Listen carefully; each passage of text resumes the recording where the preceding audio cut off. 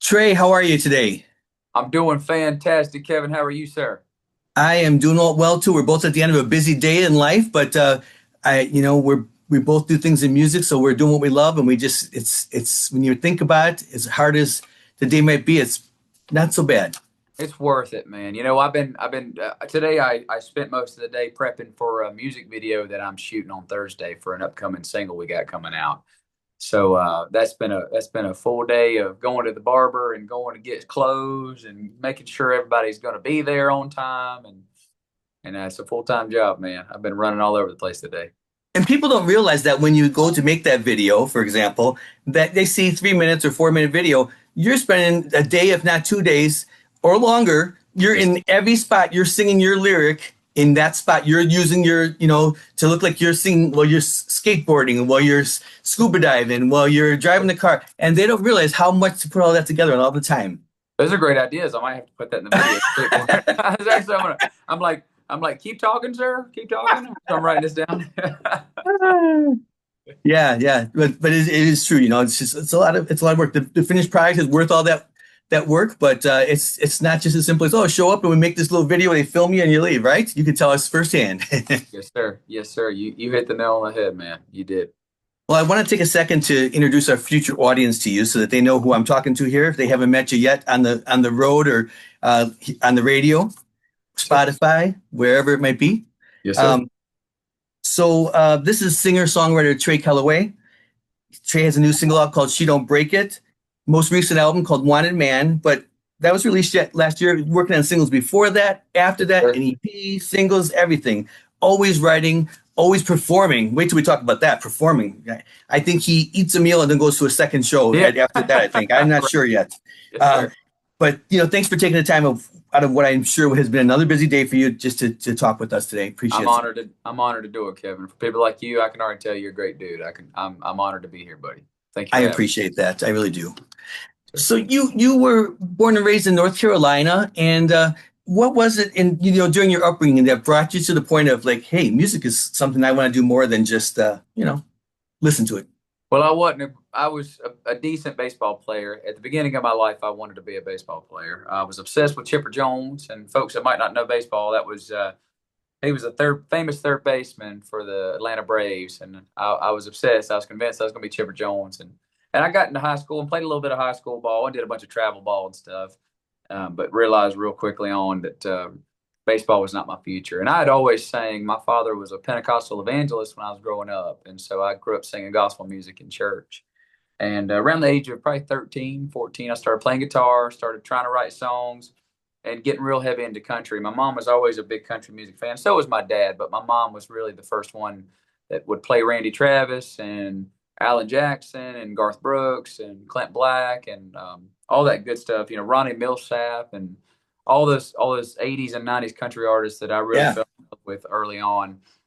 And my mom and dad brought me this. They bought me this country music gold greatest hits set that I just wore out. It had Loretta Lynn and Waylon, Johnny Cash, and George Jones. And George Jones is kind of part of the religion in my household nowadays. So he's my dad's. I joke around and say I'm my dad's second favorite country singer behind George Jones. But I'm okay with that. He's You the wouldn't goat. hold it against him, right? Yeah, He's you the wouldn't hold it goat. against him. He's the goat, man. So yeah, so I had a nice exposure to the origins of country, to the roots of country music, so to speak, and then got into the Jason Aldeans and the Chris Youngs and the Luke Bryans and all that stuff too. But the '90s country was always where my heart was, especially when it came to making my own records. And the Wanted Man album is a great blend of modernity with that '90s country sound too, as well. So it's just it was a grand experiment. Every album I've done, every song I've ever done has been a grand experiment. I've never cared much about, hey, it has to talk about tan lines and tailgates and this and that and the other, and maybe to a degree I maybe have been further along quicker if I had done that stuff. But I have to sing the music that's honest and in my heart, and we have a good mix. We do the party songs and stuff like that, but we also do a lot of sentimental stuff, even gospel themed music on just about every album I make. I try to put a gospel song on. That's great. I mean, I as I listen to the different songs, it is quite a variety, and the songs are, they're not they're your formula, which the formula that I see in a lot of times is when I listen to your songs and look at titles and read the words, I get pulled in with the lyrics because you try to almost like make the listener think about what you're about to say, but it's not going to be what they think. Words, the way you use words. How about that? I'm rambling, but the way you use words Yes, is sir. that it's You're not not like rambling. Wanted Man, for example, right? Wanted Man. Yeah, you're explaining it perfectly. It does. It goes back to. I was talking to my barber today. I was getting my hair cut, and I was talking to my barber today, and he's a touring guitar player. He plays pop and country, and he's all over the road all the time. He does the barber stuff for a side hustle when he's not on the road. But I've never subscribed to. I've got to have one sound, one formula, one type of song I put out. I'm not doing that. I don't. If I want to make a funk country song, I'm gonna make a funk country song. If I want to make a bluesy country song, if I want to make a George Jones s tear in my beer, just country song, I'm gonna do it. And that's the way I've always. And you'll hear people say, well, you got to have a brand, you got to have a sound that's yours, and I do have a sound. It's all of those sounds. It's all those sounds together. And that's probably what's going to just click as it's already doing now. As I see all the exposure you're already getting, it's starting to click because you're always in the ear and the face of the listener and the music lovers because you're always trying something different. Absolutely. You break the chains of what's always out there, and I mean that's when something kicks because it's not like anything else. That's how did these genres get started? That we compartmentalize these genres because someone started to do something with it to make it a little bit different than the first type of country, then traditional, then this, then whatever. That's when it happens. Great point. That's a fantastic point. Well said. I can't even add anything to that. I mean, you hit the nail on the head. I mean, I have never once recorded or not recorded a song, whether it be an outside cut. This new album we're working on is the first album where I didn't write a few of the songs. A couple of them were pitched to me. Sorry, there's a bug in here. A couple of them that were pitched to me, and songs I just fell in love with. And though I didn't write them, they felt like Trey Calloway songs when I sang them.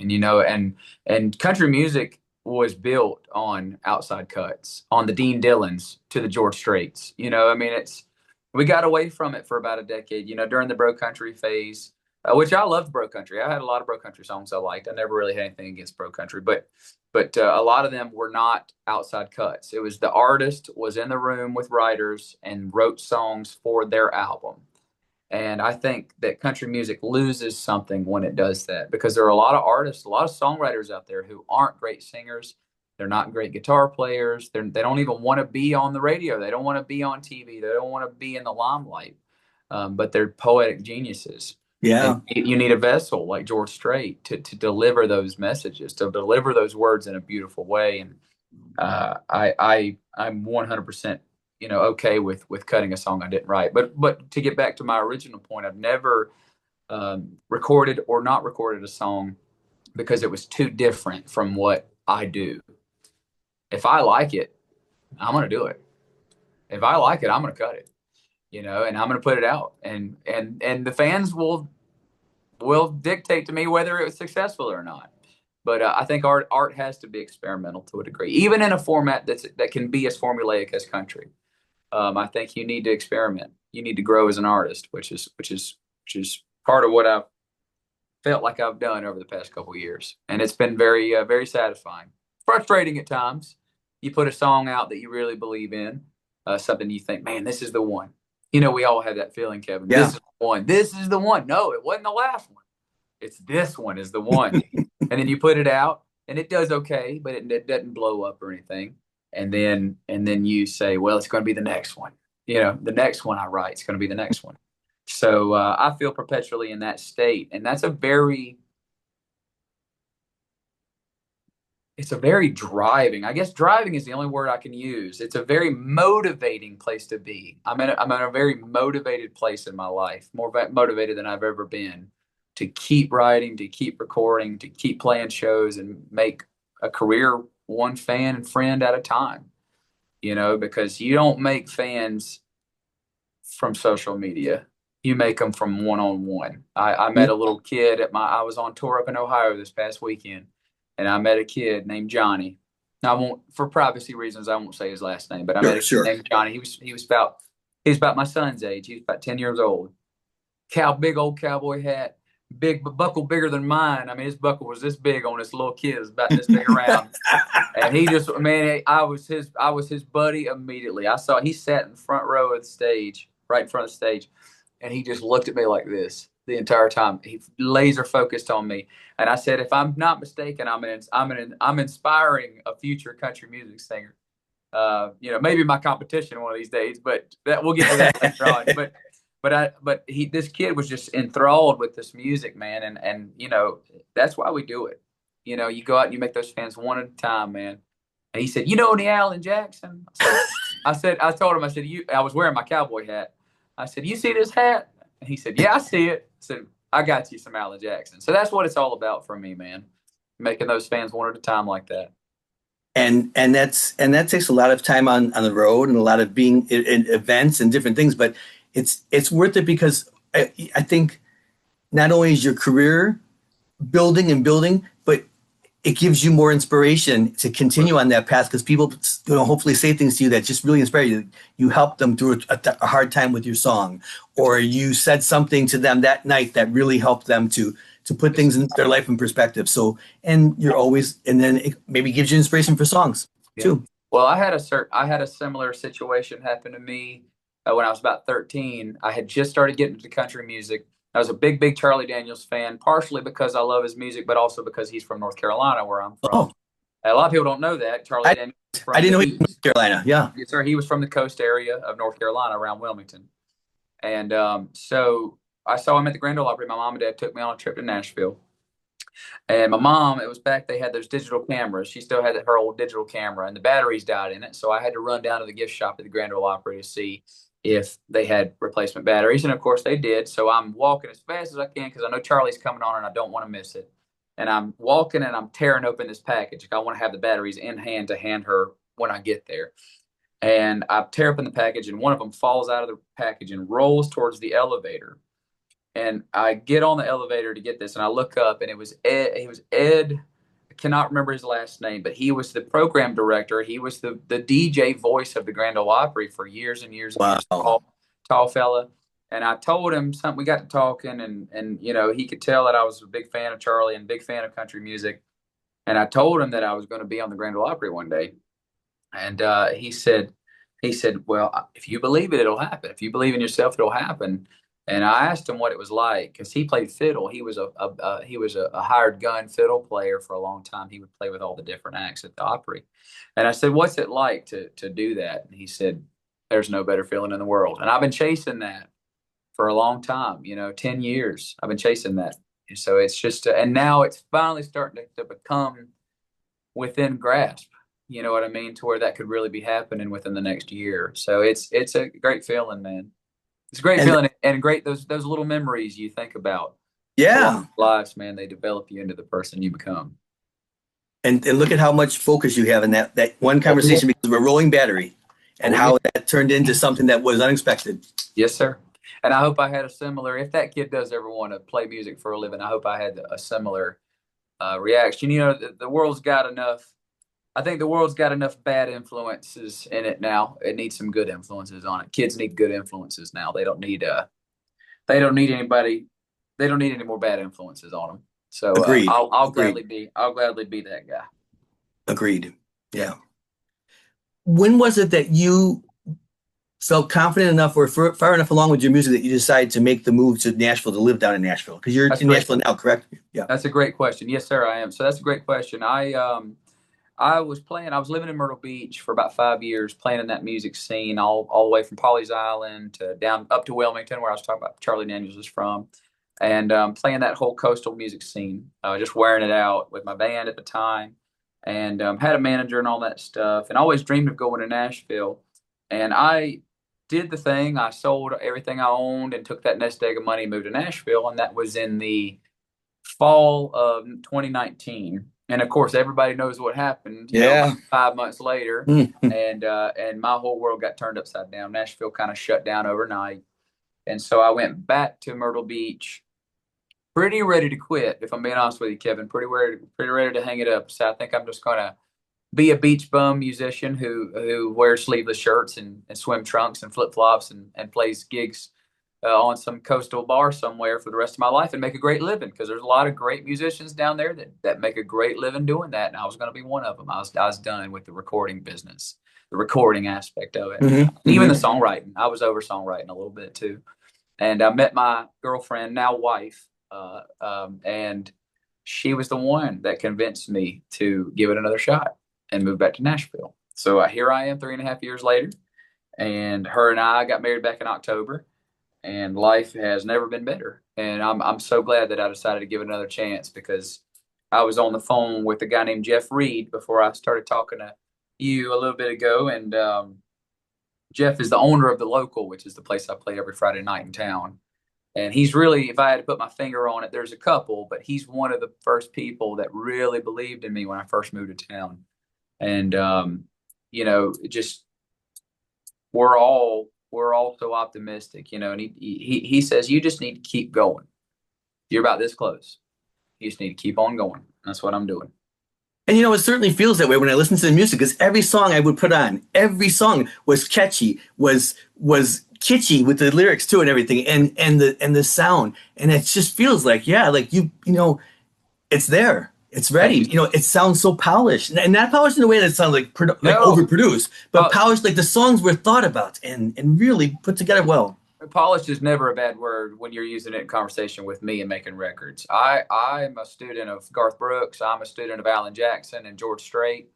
I love a polished, perfect sounding country record. I want my records to sound like country gold. You know what I mean? That's what Yeah. I'm looking for. So polished is never a bad word for me, man. And that is the definition of this new album we're making is I know how to go in the studio and find a great song and cut that song, whether I wrote it or not. I know how to get it, and I know how to make that record now. And that is, it's like a muscle. Making records is a muscle. The more you use it, the better recording that you become. And no, I'm excited about this. Polished is a good word for me, brother. Good. Not bad, not bad at all. I'm glad then, for sure. Thank you, sir. When I think about all the different artists out there that sing and write for other people like that too, it's there's some of them are just as famous as the person they wrote for. Some are just, they decide they want to be a back behind the scenes songwriter, like you said. They don't want to be the fame and all that. But Yes, some sir. are just as famous as the person that they gave the song to. Oh, And it's interesting because it's like you've got the best of both worlds, because you do have all your songwriting, all the songs that you've crafted on your own, and then you've got the working with other songwriters here and there, a co-write here, a collaboration to then, or even just having one of their songs, using yes, one of their sir. songs in an album, which is, Yes, sir. you haven't closed that door of taking someone else's song to your album. You're open to both ways of doing that. So Well, if it was good enough for George Strait, it's good enough for me, brother. there you And go. the thing about it is it was an adjustment period. When I first got started pitching, and it's starting to happen more and more now, where people will pitch me songs that they want me to hear, and I'll say, man, I've always dealt with imposter syndrome. I think a lot of artists deal with that imposter syndrome. I was like, why me? Why do you have me in mind for it? So that's an adjustment. That's an adjustment period. It takes some getting used to.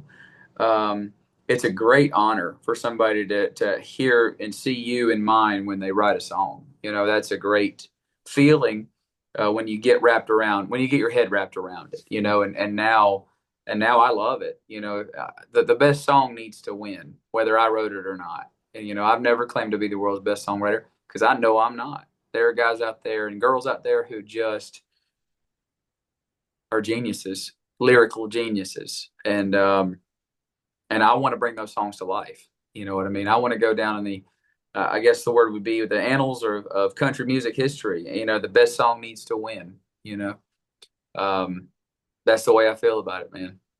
I appreciate you asking me all these questions. I mean, because I love talking about my songwriter buddies. I love Yeah, talking because they make this town go round. There's no doubt about it. It's all about the song. for sure, for sure. So, I wanted to talk about the current single, and that kind of has a story behind it too, with another yes, sir. co-writer. Yes, So sir. the current single, "She Don't Break It," you co-wrote this one with Terry McBride, correct? From Yes, McBride and the sir. Ride, Yes, sir. and also Brandon Hood, who then did some production work on this song, right? Yes, sir. So I have a new producer now, a guy named Brandon Hood. He's working with Tom Myers and Mackenzie Carpenter and a bunch of really Dan Marshall, a bunch of great up and coming country artists, and I'm kind of just happy to be here. You know what I mean? I'm happy to be here and happy to be a part of his world, man. And then also Terry McBride from McBride and the Ride. That's Terry's band, McBride and the Ride, and they had a big #1 hit back in the '90s called Sacred Ground. And Terry's also had a lot of writing success. He wrote "Play Something Country" for Brooks and Dunn, and he wrote "Cowgirls Don't Cry." He wrote "If You See Him, If You See Her," the duet that Ronnie and Reba McEntire did together. Terry just knows how to write a song, man. He's the coolest guy I've ever met, I think, and he's become a friend and just a very good role model, somebody I look up to very much now.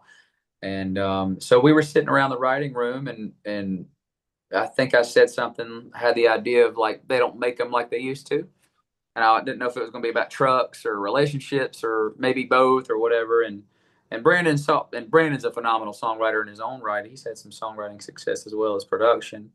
And he chimed in and he said, "How about she don't break it like she used to?" And I said, "Man, that's never been said before." And thanks to Zach Top, the great Zach Top, shuffles are back in style now, and I thank him for that. And so we wrote a shuffle. It's a country shuffle that I think would make old George Strait proud if he heard it. If he ever gets to hear it, I think it'd make him proud.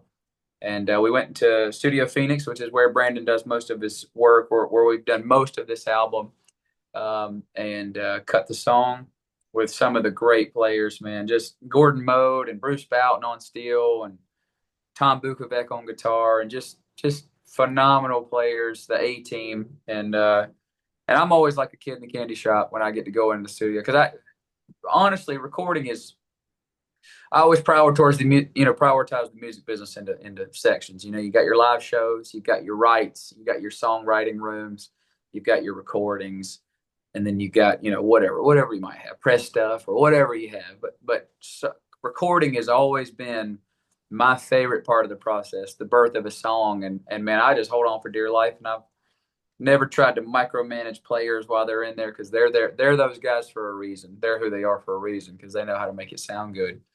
We just cut two new songs the other day for this album at the Castle in Franklin, Tennessee, and it's a literal castle.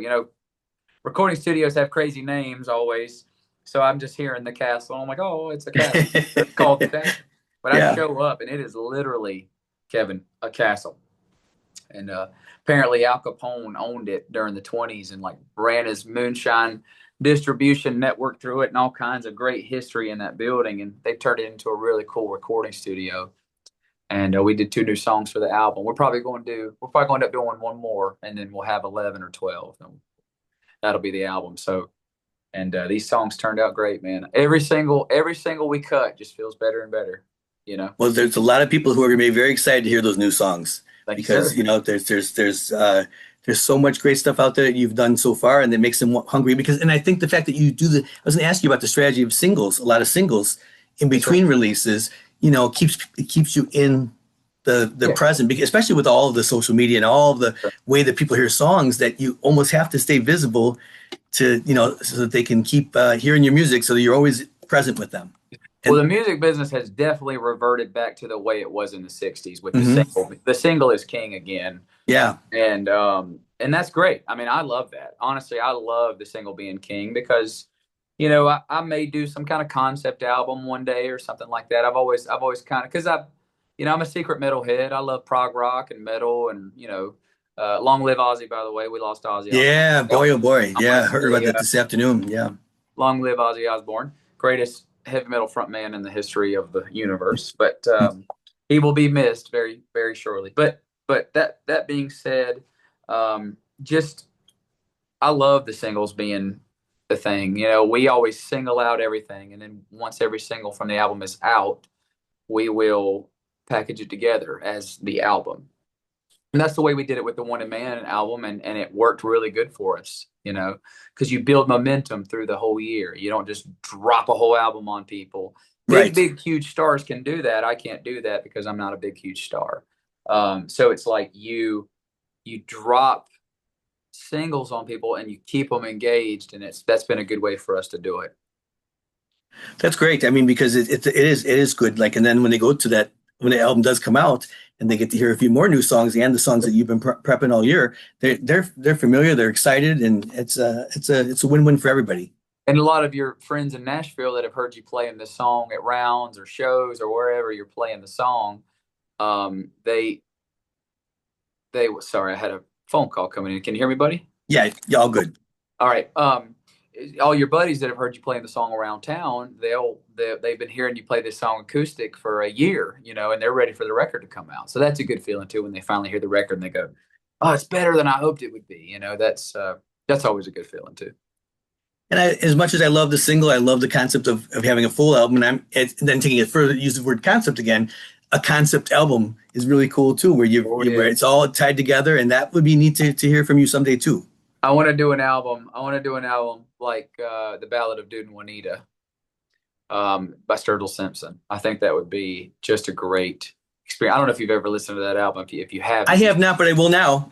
you should go. It's called The Ballad of Dude and Juanita, and I won't even spoil any of it. Just what I would suggest is, I don't know if you like to go on walks or go hiking or anything like that. Put your headphones in and start down the hiking trail and just push play and listen to the whole thing through. In order, track by track by track, which is what I missed. What I missed that, it is such a good album. I love it. Every second of that album. It's a masterpiece, in my opinion. Something like that would be really cool. There's a lot of bluegrass overtones in that album, which is, being from North Carolina, bluegrass is a big part of my history and raising and stuff. So, yes, sir. I want to be sensitive to time today because I know you've had a full day. And so I just want to mention a couple quick things, about your career, and you add in where you feel you've got, some things to say about that. Because what I want to tell people is Trey just is constant. I mean, I went on Instagram and looked at your calendars of your shows. Every day there's a show, the 21st, the 22nd, the 23rd, the 24th. Takes a half a day. It says in the evening of the 25th. No, but you know what I mean? It's really something. And you're everywhere in all your social media. Over 1,000 posts on Instagram and Facebook and X and everything. And you work so hard. Everything that you put in, even in your YouTube videos, you've got paragraphs below that to talk about what's coming up next. You're keeping people so entertained, and it's enticing to learn more about you. Thank you, sir. Man, I really appreciate that. I mean, honestly, I don't know what to say. For me, there definitely has been a transition in my heart and soul since I moved to town. It's almost to the degree of, I'm not going to stop until something breaks. It's like I'm just not going to ever give up. I think I want to set a good example for my son. I want to set a good example for anybody out there watching, aspiring artists who are trying to fulfill a dream. It's worth it. It's worth chasing those dreams, man. Well, I hope that we could talk again sometime in the future. Maybe when the new album comes out, we'll chat a little bit more. But just everyone, please make sure you give a listen to Trey Calloway's new single, "She Don't Break It." But go back then and be ready to go forward in a few months with the new songs. Go backwards, listen to the earlier songs. And it's going to make you want to dive in headfirst to everything else that's out there. Thank you, sir. I appreciate you having me, Kevin. My pleasure. Thank you so much, and looking forward to talking to you in the future. Anytime, buddy. You let me know. Thanks, Trey. Talk soon, buddy.